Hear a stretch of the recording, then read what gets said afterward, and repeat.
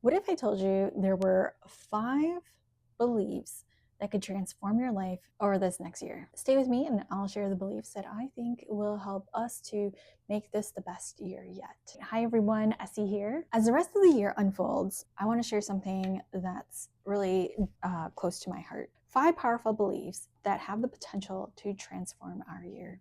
So my birthday's coming up. The Lunar New Year is also approaching.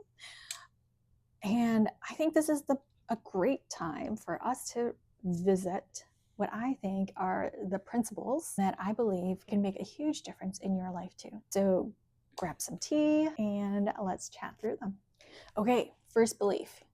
My brain space is valuable and I'm going to spend it thinking about the things I truly care about. Meaning, if you really think through your thoughts in a day, like, what are you truly thinking about? Are you thinking about things that really matter, or things that are important to you, or things that will get you further along in life? Or is it really just over, like the stupid things or rerunning events, trying to like analyze or overthink things that probably really truly don't matter? So for instance, myself, I spent I don't know, the last couple months kind of having these thoughts around what a certain person is a work colleague thinks about me, or what I could have said or couldn't have said to have made this person feel a certain way, which I don't even know how this person really truly feels anyways. In my people-pleasing habits, you just want to make sure you're pleasing someone. So you run these scripts through your head a lot. And you know what? At the end of the day, is that really what matters? Is that going to help me get along further in life? No, probably not. So really, my thing is that I'm going to make a decision on what I'm going to do going forward and just move on. I really have better things to think about in life than to spend my time thinking about that. Is there something that you are also thinking about that you want to just move on from? Here's your belief. My brain space is way too valuable, and I'm going to spend it thinking about the things that truly matter or that I truly care about. Belief number 2, taking small actions consistently can lead to big changes. We always want instant change, right? We want to lose that 20 pounds really quickly. We want to build that $1 million business overnight. It's very highly, highly unlikely that things will just happen overnight at the first try. And we see people who seemingly become overnight successes. But what we don't see is all the effort, all the time, all the things that they did leading up to that success. Really, I want you to know that what you do today really will add up over time, and it will make a difference. The action here is decide on what you want to achieve, break down the key components, and take those actions. The small changes now, you probably won't notice how big of a difference it is. But when you are in the future looking back, you'll notice how far you've come. So remember, take action. Belief number 3, I am worthy of being seen and taking up space. I can't speak for every person, but I hear this a lot, and especially among women, which is we try to take up very little space, right? Like when we sit like very demure, very small. Within the train seats, in general, men are like taking up all the armrests. They're spread out, right? Now I'm just saying, as a person, right, you have to be respectful of the space, but you also have the right to take up space and to be heard. Action item here, a little thing that you can start doing, maybe at the next work meeting, speak up.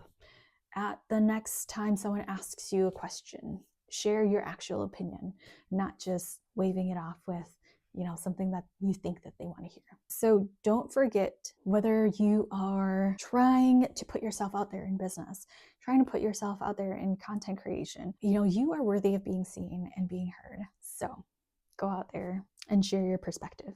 Belief number 4, the more I stray into my uncomfortable zone, the more I learn and grow and the better I get. Being uncomfortable is not always great. Of course, people don't enjoy it. It's uncomfortable. That's the whole premise of it.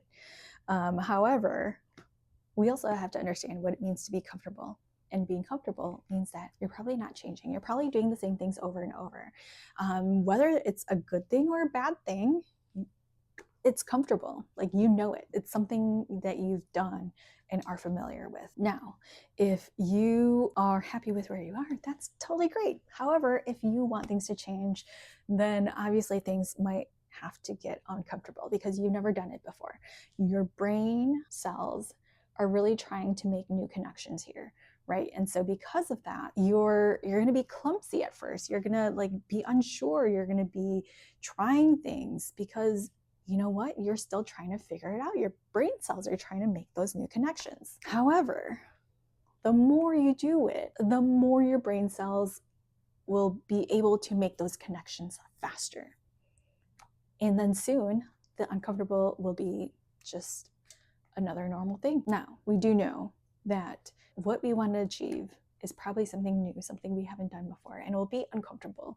So we need to make sure that we understand that the more uncomfortable we get, the more we will learn and grow, and the better we will be. So action item here is remember, it's okay. Try new things, do new things, experiment, sign up for that 5K you've been wanting to run. Say hi to that person that you've been wanting to meet. Send that email to the person you don't know, but who might be a really great mentor for you.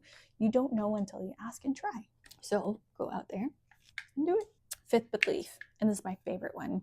And this is the belief that I truly want to make sure I embody this year, which is that I am a very, very lucky person. And that does two things.